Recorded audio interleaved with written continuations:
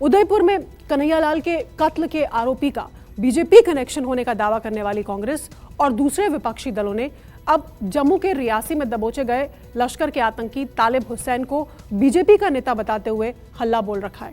हालांकि बीजेपी का कहना है कि आतंकी तालिब का बीजेपी से कोई लेना देना नहीं है। इस बीच देश के कई पूर्व जजों और नौकरशाहों समेत 117 हस्तियों ने सीजेआई को चिट्ठी लिखी है, जिसमें कहा गया है कि नूपुर शर्मा के खिलाफ सुप्रीम कोर्ट की टिप्पणियां दुर्भाग्यपूर्ण हैं। बीजेपी का तालिब हुसैन से क्या है रिश्ता? बीजेपी नूपुर शर्मा भी आपकी पार्टी की, रियाज अतारी भी आपकी पार्टी का और तालिब हुसैन शाह भी आपकी पार्टी का। कितने फ्रिंज लोग पाल रखे हैं आपने खुद को मेन स्ट्रीम में रखने के लिए। इस आतंकवादियों से नाता है, यह रिश्ता क्या कहलाता है? कश्मीर से कन्याकुमारी तक विपक्ष बीजेपी पर हमलावर है। इल्जाम ये कि बीजेपी आतंकियों को पनाह देती है। इल्जाम ये कि इसका राष्ट्रवाद का नारा खोखला है। सबूत के तौर पर वो तस्वीरें साझा कर रहा है। बीजेपी नेताओं के साथ आतंकियों के रिश्ते का दावा कर रहा है। राजस्थान के उदयपुर हत्याकांड से लेकर जम्मू के रियासी में पकड़े गए आतंकी रियाज और तालिब की दुहाई दे रहा है। पिछले एक सप्ताह में जो घटनाएं घटी उससे भारतीय जनता पार्टी का चेहरा बेनकाब हो गया। पहले उदयपुर में शामिल एक आतंकवादी के हाथों कन्हैयालाल की हत्या, उस आतंकवादी का नाम रियाज अतारी। वह रियाज अतारी भारतीय जनता पार्टी का कार्यकर्ता निकला। जम्मू कश्मीर में पकड़े गए लश्कर तैयबा के 2 आतंकवादी, उनमें से एक की पहचान हुई तालिब हुसैन शाह, वो तो बीजेपी के पदाधिकारी निकले।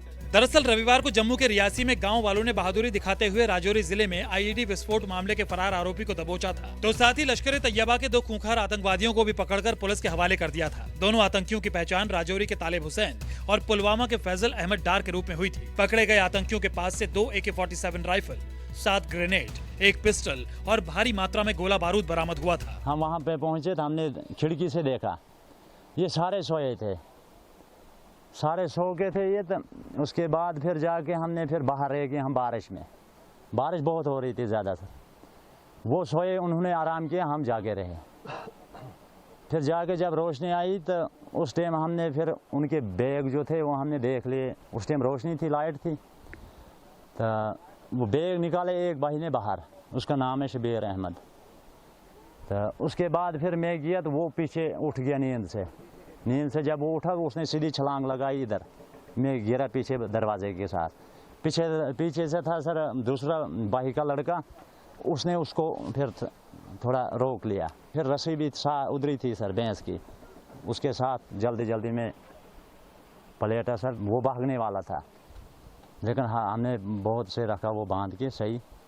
आतंकियों को पकड़ने वाले ग्रामीणों को राज्यपाल ने 5 लाख रुपए इनाम देने का ऐलान किया। वहीं डीजीपी ने भी ग्रामीणों को 2 लाख रुपए देने की घोषणा की थी। लेकिन पीडीपी ने जम्मू में इस इल्जाम के साथ बीजेपी के खिलाफ मोर्चा खोल दिया कि बीजेपी आतंक को बढ़ावा दे रही है। जम्मू में पीडीपी ने बीजेपी के खिलाफ जोरदार प्रदर्शन किया। जम्मू कश्मीर के तमाम विपक्षी दलों के बड़े नेताओं ने देश के बिगड़ते माहौल के लिए बीजेपी को कसूरवार ठहराया।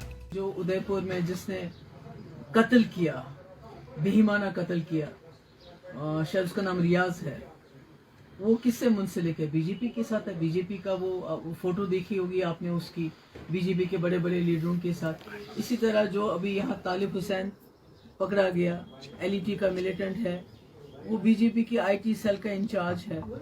तो कहीं ना कहीं ऐसा लग रहा है कि बीजेपी जो है, जो भी सोसाइटी में जो क्रिमिनल एलिमेंट है, जो बदनाम लोग हैं, जो शरारती लोग हैं, उनको अपनी पार्टी में उनको सहारा देती है और उसके बाद उन्हीं से ऐसे काम करवाती है जिससे हिंदू मुसलमान में आपस में फसाद होता है। कहानी जा रहा है, ये पुख्ता सबूत है। आपने उदयपुर में भी यहाँ पे देखा, और जो लोग मुलव्वस उसमें शामिल किए वो भी भाजपा के मनियाटी सेल के एक अहदेदार थे। आज रियासी में उसकी कड़ी यहाँ पे जुड़ी गई, और रियासी में भी जो आदमी पकड़े गए यहाँ पे गए हैं, और भाजपा के वो IT सेल के थे और जर्नलिस्ट थे। ये बड़ा एक चर्चा का विषय, चिंता का विषय है। और अमरनाथ यात्रा यहाँ पे चल रही है। भाजपा जो बड़े देशभक्ति का दावा यहाँ पे करते थे, आज उनकी पोल खुल के रह गई। मैं लोगों से ये भी कहूँगा, सब्र करो। अल्लाह ने कहा है सब्र करो, वो ज़रूर इस मुश्किल से लोगों को निकालेगा, वो दिन आएगा इंशाअल्लाह। देखिए, मैं आपसे कहूँगा, शैतान हर वक्त रहा है, शैतान हर वक्त रहेगा, मगर कुदरत की ताकत जो है वो बहुत मजबूत है, और ऐसे लोग हैं इस वतन में जो उनके साथ नहीं है।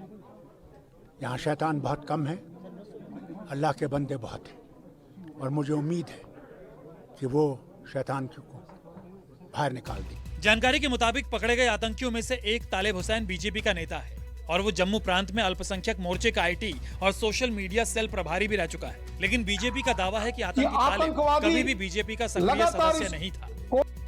तालिब हुसैन शाह, जो कि लश्कर तोयबा का आतंकवादी है, और उसका साथी फयाज अहमद डार, ये लगातार एक पत्रकार के रूप में भारतीय जनता पार्टी के कार्यालय में आते थे। कई बार जब जम्मू कश्मीर भारतीय जनता पार्टी के ऑफिस में जब यहां प्रेस वार्ता, प्रेस कॉन्फ्रेंसेस ऑर्गेनाइज करते थे, उनको कवर करने के लिए भी एक पत्रकार के नाते से, एक मीडिया रिपोर्टर के नाते से तालिब हुसैन शाह और उसके अन्य साथी यहां भारतीय जनता पार्टी के कार्यालय में पत्रकार के रूप में शामिल होते थे। बीजेपी का बचाव करने मीडिया के सामने नमूदार हुए पार्टी के प्रदेश अध्यक्ष रविंद्र रैना ने यह खुलासा भी किया कि आतंकी तालिब ने बीजेपी के दफ्तर से लेकर पार्टी के कई नेताओं के घरों की रेकी की थी और वो किसी बड़े हमले को अंजाम देने की फिराक में था। जो तालिब हुसैन शाह के मोबाइल से सुरक्षा एजेंसियों को जो फोटोग्राफ्स और जो वीडियो फुटेजेस मिले हैं, वो बहुत ही चिंतनीय हैं। ऐसा प्रतीत होता है कि तालिब हुसैन शाह ने भारतीय जनता पार्टी के जम्मू कश्मीर कार्यालय, जो त्रिकुटा नगर का हमारा हेडक्वार्टर है, इसकी पूरी रैकी की। इतना ही नहीं, वो सारे फोटोज और वीडियोस उसने एलओसी के उस पार पाकिस्तान के कब्जे वाले जम्मू कश्मीर में लश्कर तोयबा आतंकी संगठन के सरगना उनको भेजे। यह बहुत ही गंभीर मामला इस आतंकी घटना का सामने आया है।